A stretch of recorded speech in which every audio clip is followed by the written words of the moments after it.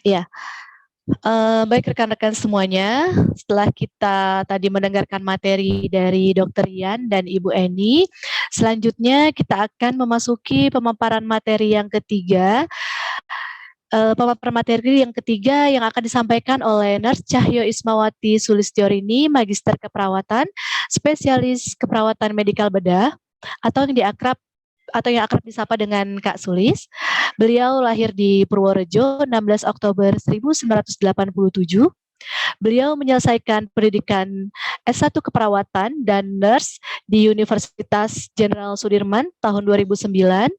Kemudian beliau melanjutkan studi Magister Keperawatan di Fakultas Ilmu Keperawatan Universitas Indonesia pada tahun 2021 dan baru saja beliau menyelesaikan studi keperawatan spesialis medikal bedah di Universitas Indonesia pada tahun 2022. Riwayat pekerjaan beliau pernah menjadi staf pengajar Universitas Jenderal Sudirman pada tahun 2010, kemudian juga pernah bertugas menjadi perawat di kamar bedah Rumah Sakit Cipto Mangunkusumo pada tahun 2011-2012, dan saat ini beliau menjabat sebagai PIC kamar bedah tahun 2014 sampai dengan saat ini di Rumah Sakit Pusat Otak Nasional Profesor Dr. Mahar Marjono Jakarta. Pada pembahasan kali ini, Kak Sulis akan menjelaskan materi mengenai Nursing Care Plan for Brain Tumors in the Operating Theater, yakni pembahasan mengenai rencana asuhan keperawatan pada pasien dengan tumor otak di ruang operasi. Kepada Kak Sulis, dipersilahkan untuk memaparkan materi selama kurang lebih 45 menit ke depan. Silahkan, Kak. Terima kasih kepada Nurse Lalita atas kesempatan yang diberikan. Saya izin share screen ya, Nurse. Baik.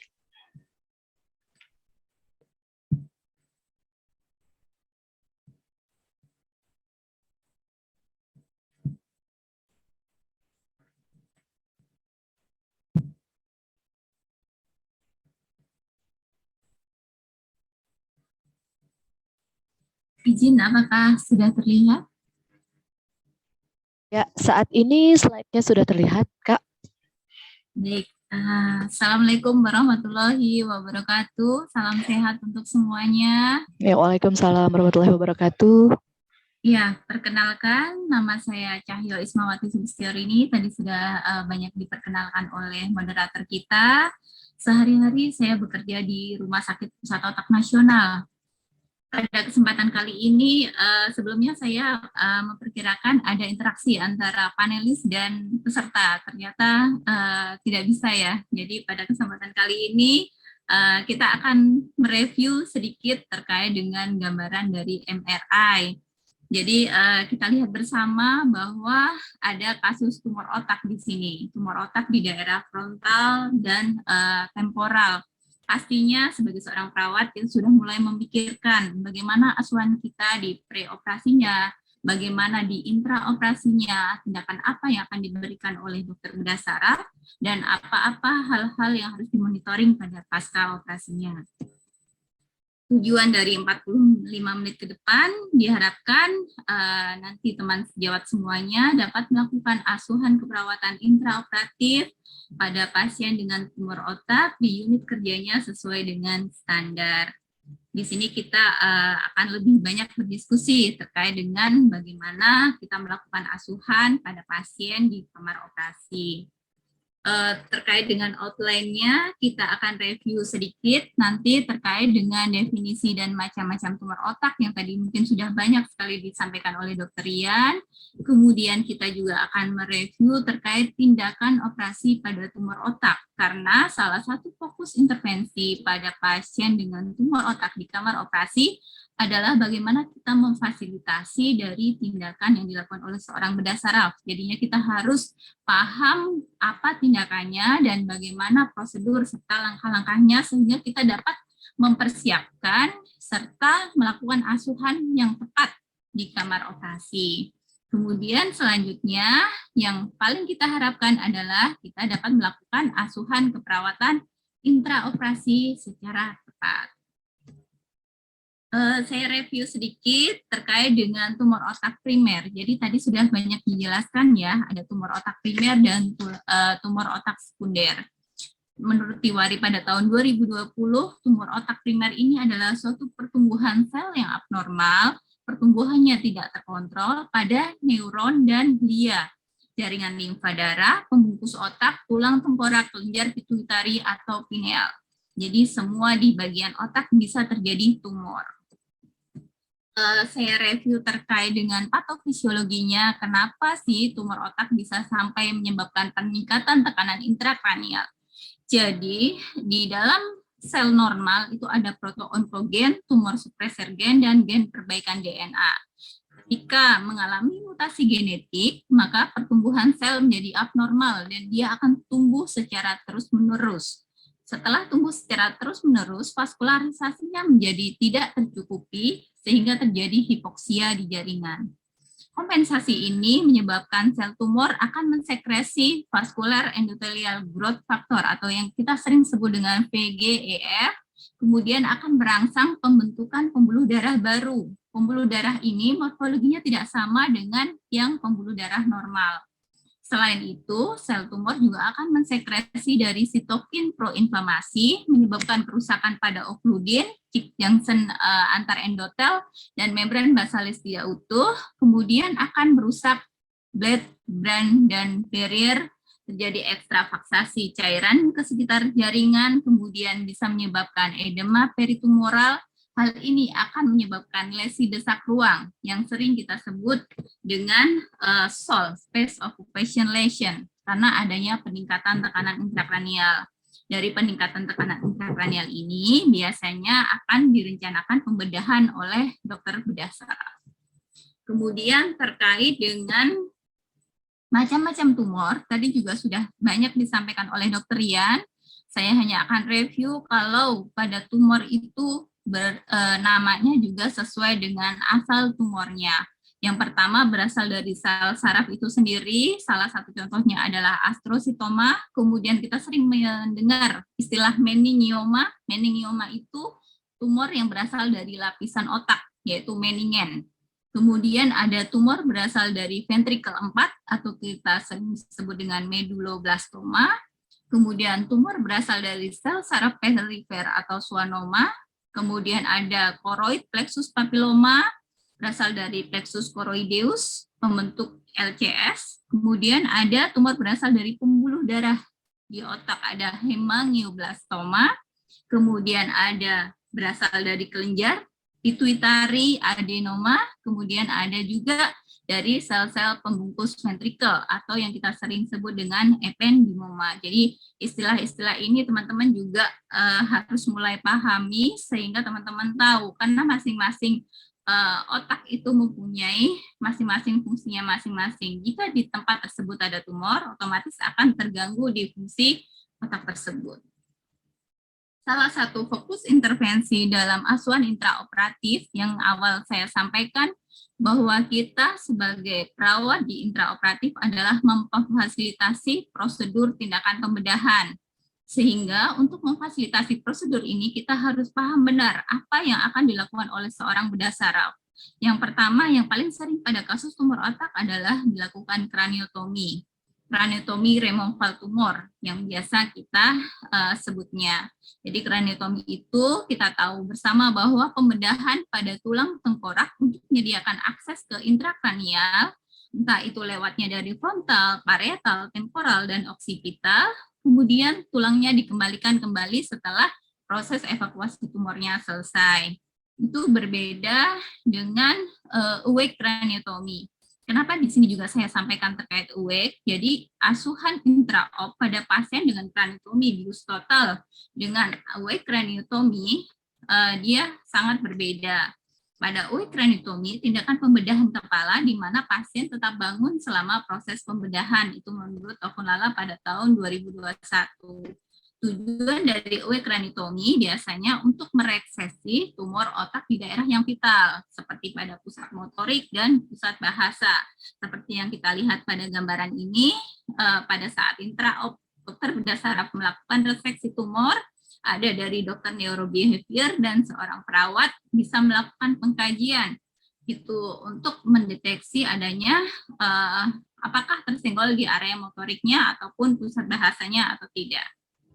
Kemudian selain itu, untuk kasus-kasus tumor, ada juga tindakan biopsi stereotaktik. Kalau ini adalah tindakan biopsi menggunakan neuronavigasi. Perawat-perawat intraop pastinya adalah mempersiapkan alat-alat neuronavigasinya serta untuk melakukan biopsinya. Terkait dengan persiapan alat, nanti akan lebih banyak dikupas oleh pembicara selanjutnya terkait dengan tanggung jawab perawat di kamar bedah. Kemudian ada juga endoscopic transsphenoid surgery. Jadi pada kasus-kasus tumor di daerah pituitari adalah dilakukan minimal invasif menggunakan endoskopi untuk mengambil tumornya. Tak bosan mungkin, jadi kita akan mereview juga terkait dengan Monro Kelly.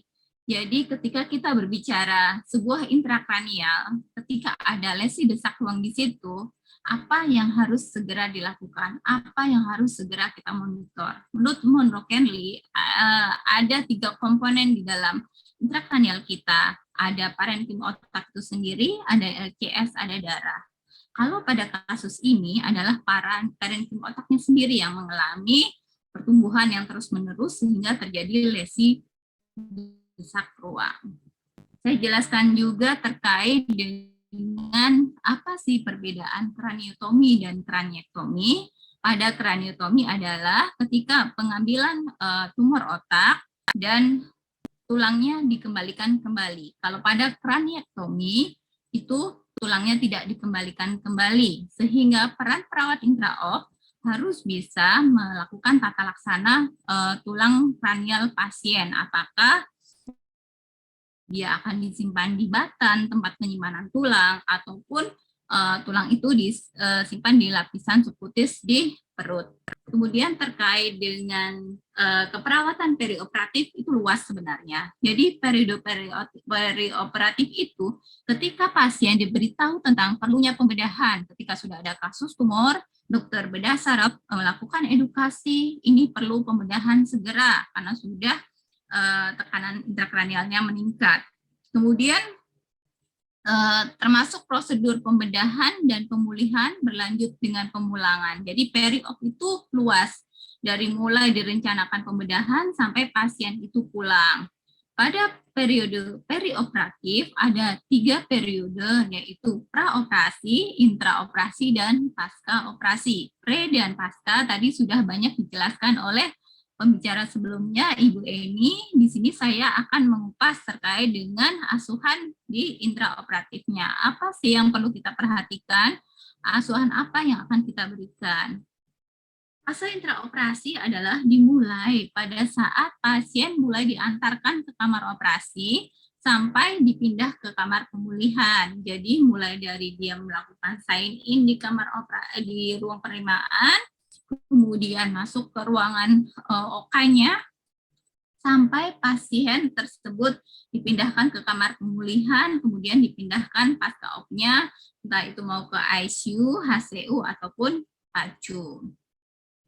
Untuk fokus keperawatan intraoperasi sendiri, menurut saya pada tahun 2016, itu ada beberapa fokus keperawatan. Yang pertama adalah terkait dengan keselamatan pasien. Yang kita tahu pasti yang sudah bekerja di OKA, kita terapkan terkait dengan surgical safety checklist. Kemudian ada dukungan emosional, itu sangat penting. Jadi pada saat pre-op-nya kita sudah melakukan edukasi, di intra-op-nya, pada saat pasien mulai diterima di OKA, biasanya sudah mulai terjadi peningkatan tekanan darah pasien, karena mulai gemeteran, mulai terjadi peningkatan nadinya. Jangan sampai ketika kita tidak mengkaji kecemasan pasien sebelum dilakukan pembiusan, dilakukan pembatalan karena tekanan darah meningkat, nadinya meningkat. Itulah peran dari seorang perawat intraop juga sangat berperan. Kemudian fasilitasi terkait prosedur. Fasilitasi prosedur di sini juga sangat luas. Karena di intraoperatif peran perawat itu bermacam-macam. Ada sebagai seorang scrub nurse, ada circulating nurse, ada perawat anestesi, dan beberapa perawat asistensi, ada asistensi IOM, ada asistensi untuk neuronavigasi dan sebagainya pada kasus-kasus tumor otak. Kemudian bagaimana seorang perawat juga berfokus terhadap pencegahan infeksi. Output dari pembedahan adalah no infection pastinya ya, agar pemulihannya segera cepat. Kemudian juga respon fisiologis pasien yang memuaskan terhadap proses pembedahan itu sendiri. Jadi ada keselamatan pasien, dukungan emosional, memfasilitasi prosedur pencegahan infeksi, dan bagaimana respon fisiologisnya. Ini yang sudah saya sampaikan tadi, bahwa peran perawat intraoperatif itu bermacam-macam. Jadi di sini yang pertama scrub nurse. Scrub nurse harus tahu apa yang harus disiapkan pada pasien-pasien dengan tindakan tertentu. Tadi tindakan untuk tumor otak sendiri juga bermacam-macam. Ada kraniotomi, ada dia mau biopsi stereotaktik, ada mau ETSS, endoskopi transsphenoid surgery, ada mungkin dia mau melakukan tindakan lainnya gitu. Jadi kita harus memastikan seorang bedah saraf akan melakukan tindakan apa sehingga dapat menyiapkan alatnya dengan tepat dan melakukan asistensi terkait dengan proses pembedahan itu sendiri. Seorang circulating nurse di sini juga perannya sangat besar. Yang pertama memfasilitasi sebagai on-loop, dia harus bisa tahu prosedur-prosedurnya apa sehingga dia dapat mempersiapkannya dengan bagus, lalu kemudian bekerja sama dengan seorang scrub nurse dalam penghitungan KASA, penghitungan watches pada pasien-pasien dengan kraniotomi. Menggunakan watches harus dihitung tepat, alat-alatnya juga harus dihitung tepat untuk menghindari tertinggal di dalam tubuh. Kemudian bagaimana seorang perawat anestesi berkolaborasi dengan dokter anestesi untuk monitoring hemodinamik. Ini mungkin teman-teman juga sudah sangat familiar terkait dengan sign in, time out, dan sign out, yang merupakan salah satu syarat wajib sebelum dilakukan pembedahan. Yang pertama adalah sign in. Sign in itu dilakukan sebelum pasien dilakukan induksi oleh anestesi. Konfirmasi bagaimana nama pasien sudah tepat belum, bagaimana lokasinya, prosedurnya, mesin-mesin anestesinya, dan sebagainya. Kemudian di time out ini dipimpin oleh seorang perawat sirkuler, nanti beberapa tim akan memperkenalkan diri, ada dokter bedahnya, dokter anestesinya, perawat instrumennya, sirkulernya siapa. Kemudian kalau pada pasien-pasien awake juga berkoordinasi dengan dokter yang bertugas di IOM, kemudian ada dokter neurobehavior, dan lain-lain. Kemudian untuk pada saat sign out itu dikerjakan sebelum kulit ditutup. Jadi sebelum kulit ditutup, sudah dipastikan semua instrumen, kasa, jarum telah dihitung semuanya, sehingga tidak ada barang yang tertinggal. Kita mulai dari asuhan keperawatan yang akan kita lakukan di kamar operasi. Yang pertama, kita akan melakukan pengkajian. Pengkajian meliputi dari oksigenasi dan sirkulasi. Oksigenasi sirkulasi ini beberapa yang kita kaji, mulai bentuk dada, jalan nafas bebas atau tidak, TTV-nya, saturasi oksigen, CRT-nya, kemudian alat bantu nafas yang digunakan apa. Karena pada pasien dengan kraniotomi juga kan tadi ada UEK, ada yang kraniotomi biasa. Sehingga apakah pasien terbius umum atau tidak, jalan nafasnya bebas atau tidak, kemudian hasil penunjangnya seperti hasil ronsen juga perlu kita ketahui, modelnya seperti apa sih, apa memang ada pneumonia ataupun untuk gambaran parunya dalam batas normal. Kemudian ada nutrisi, nutrisi juga perlu kita kaji. Yang pertama adanya mual muntah, pemberian obat anestesi, pemberian obat anti nyeri, itu biasanya juga berefek kepada mual muntah, terutama pada awake craniotomy, karena kita mempertahankan pada saat awake itu kan dia harus pasien dapat bekerja sama, sehingga mual muntah itu kita bisa berkolaborasi dengan dokter anestesi. Kemudian pada pasca op-nya sebelum dipindahkan ke ruang pemulihan juga kita harus kaji terhadap mual muntah ini karena sangat berisiko tinggi. Kemudian ada berat badan, tinggi badan, IMT. Menurut sebuah literatur mengatakan pada pasien dengan obesitas, dia akan mempunyai resiko infeksi yang lebih tinggi. Sehingga Pasien-pasien yang memang pasien tumor dengan proelektif harus melakukan diet dulu agar IMT-nya dalam batas normal, agar risiko infeksinya juga dapat dikurangi. Sebaliknya pula pada pasien-pasien dengan malnutrisi, untuk proses penyembuhannya juga akan lebih lama. Kemudian ada hasil labnya terkait dengan HB dan albumin, itu juga perlu dikaji bagaimana modal dasar HB-nya. Ya, jadi nanti ketika misal terjadi perdarahan harus mulai siap dengan persiapan darahnya. Kemudian ada eliminasi. Eliminasi di sini juga penting. Kita harus kaji nih sebelum pasien dilakukan pembiusan. BAB terakhirnya kapan? Bagaimana konsistensinya? Bagaimana seberapa sering sih setelah dilakukan gel di ruangan? Kemudian BAK-nya pada saat intraoperasi juga apakah perlu dipasang DC atau tidak? Karena memang pada pasien-pasien dengan dia dengan durasi operasi yang sebentar, dia akan tidak dipasang DC. Kemudian hasil labnya, bagaimana gambaran dari ureum, kreatinin, dan EGFR-nya. Kemudian selain eliminasi juga kita perlu kaji terkait dengan aktivitas dan istirahat. Aktivitas istirahat di sini adalah bagaimana skor Bartel Index dan kekuatan otot. Itu kita kaji pada saat sebelum pasien dibius. Jadi kita tahu modal dasar pasien dibius itu dengan skor Bartel Index berapa. Kemudian nanti kekuatan otot juga perlu kita kaji, apalagi operasi-operasi pada daerah motorik yang berisiko tinggi untuk kekuatan ototnya menurun pasca op, jadi tahu modal dasarnya. Kemudian terkait proteksi dan perlindungan, di sini pada saat intraoperasi pada pasien kraniotomi, ini salah satu contohnya dia dipasang Mayfield. Mayfield di sini adalah untuk melakukan fiksasi kepalanya agar tidak bergeser pada saat proses pembedahan itu sendiri. Sehingga di sini sangat berisiko tinggi apabila daerah-daerah yang akan dilakukan reseksi tumornya itu di sebelah temporal ataupun parietal, itu kan biasanya posisinya dengan posisi yang miring. Kita akan bagaimana mempertahankan agar posisi miring itu tidak menekan salah satu tubuhnya yang akan berdampak terhadap lecet pada saat pasca operasinya ataupun terdapat cedera ataupun luka lainnya. Kemudian ini adalah negatif plate. Negatif plate di sini biasanya untuk mesin counter, untuk monopolar ataupun bipolar, kita akan pasang negatif plate. Biasanya yang perlu dimonitor pada saat intraop adalah negatif plate ini harus benar-benar terpasang dengan sempurna. Jangan sampai ada terbakar ataupun kulit lain jadi terbakar karena dia tidak menempel dengan sempurna. Perlu adanya monitoring secara berkala.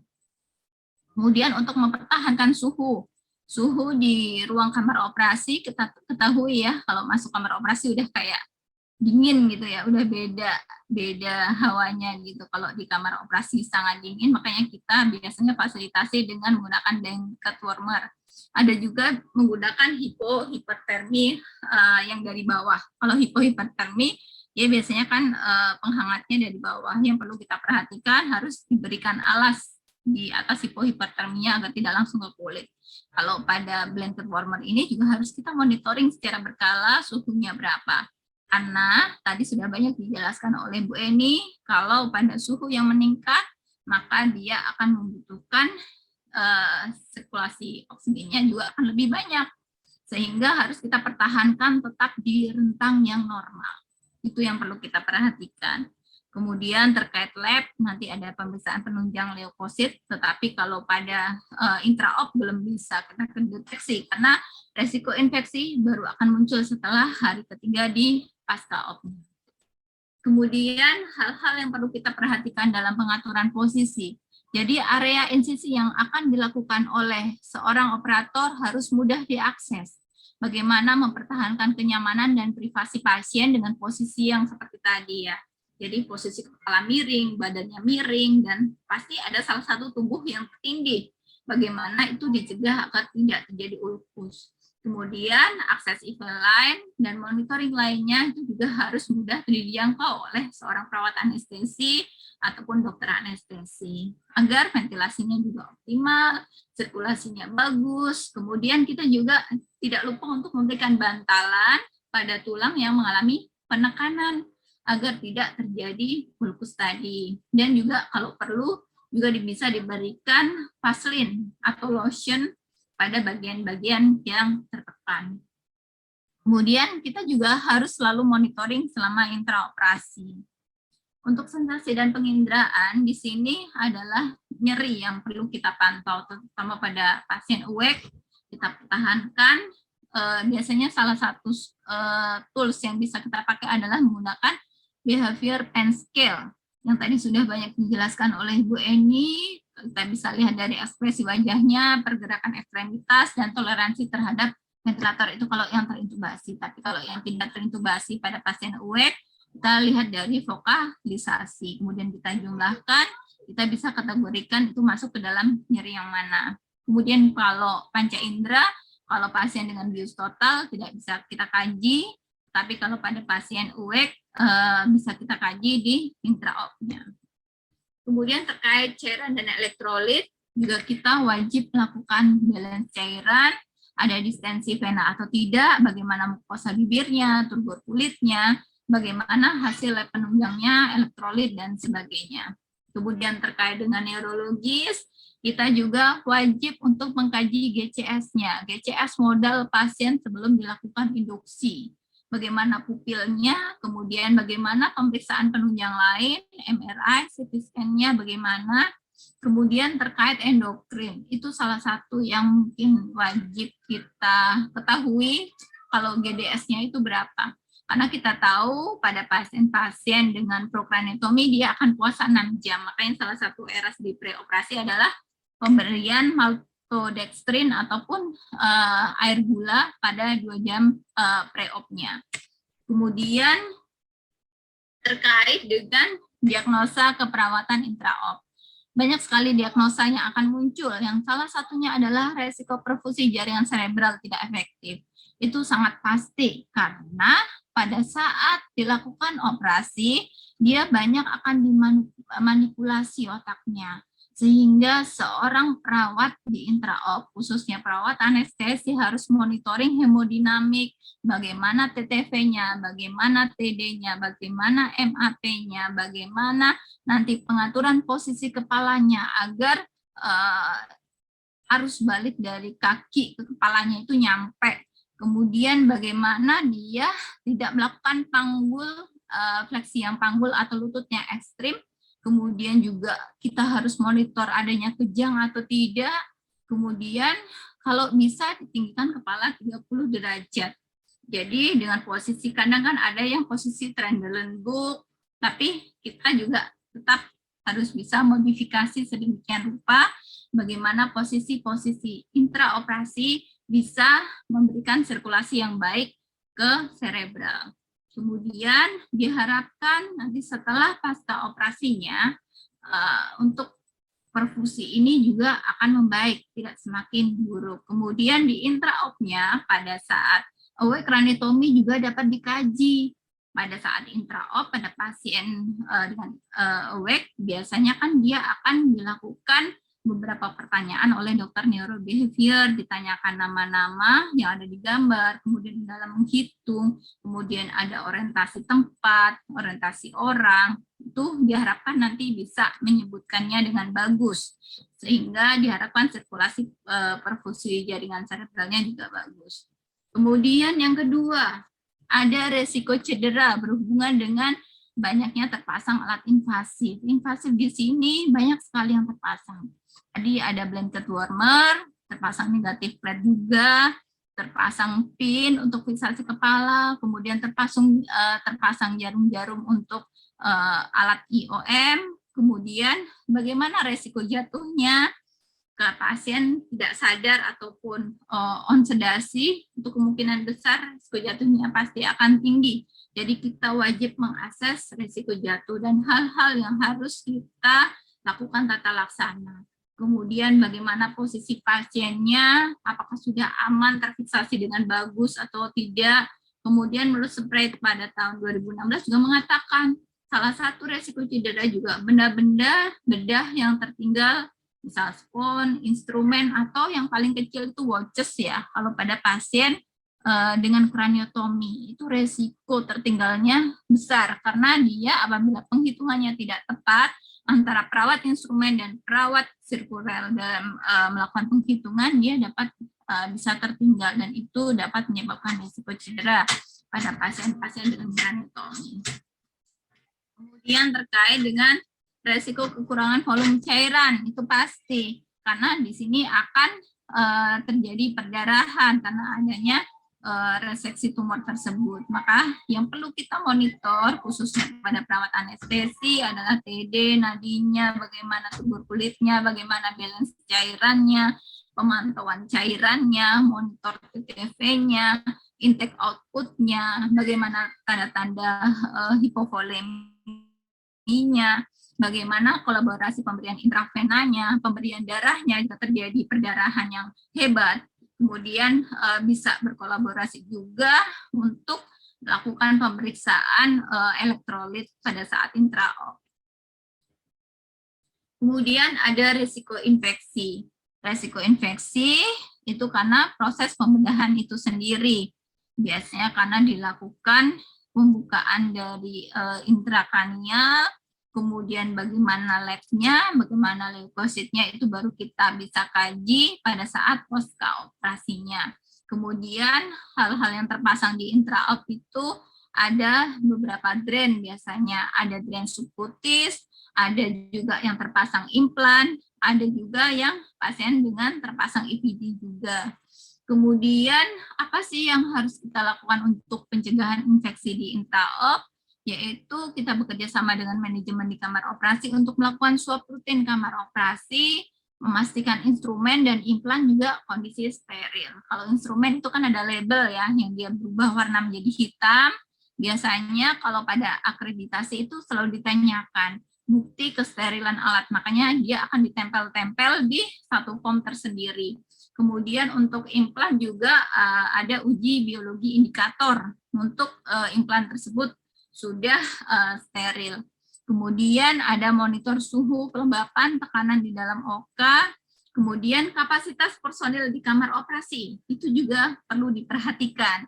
Karena semakin banyak personilnya, semakin sering itu pintunya buka tutup, resiko untuk udara dari luar akan semakin banyak masuk ke kamar operasi. Dan selain itu juga cuci tangan bedah. Cuci tangan bedahnya harus sesuai dengan prosedur dari SOP masing-masing rumah sakit. Kemudian selalu perhatikan teknik steril. Jadi harus benar-benar memperhatikan teknik aseptik dan antiseptik juga area insisi dan sekitarnya.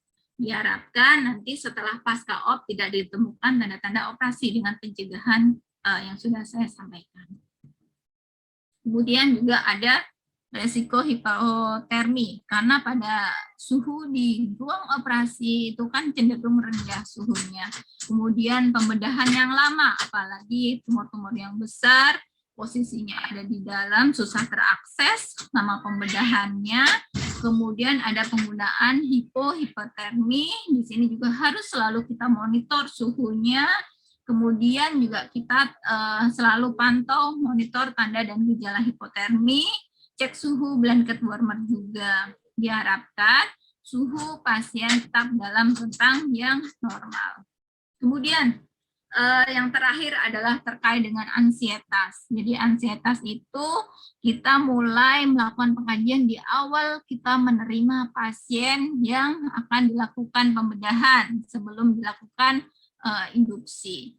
Hal-hal yang perlu bisa kita lakukan, kita bisa mengkaji tingkat kecemasan pasien, kemudian kita akan bisa monitor tanda-tandanya sebelum dilakukan induksi. Itu kalau pada pasien dengan bius total, tapi kalau pada pasien awake kita harus selalu mendampingi sejauh apa pasien itu mengalami ansietas, karena suara-suara seperti bor, suara-suara seperti suction itu kan suaranya berisik, jadi pasien akan berisiko ansietas akan lebih tinggi. Itulah kenapa pada pasien-pasien awake harus dilakukan orientasi sebelum dilakukan tindakan pembedahan ke kamar operasi.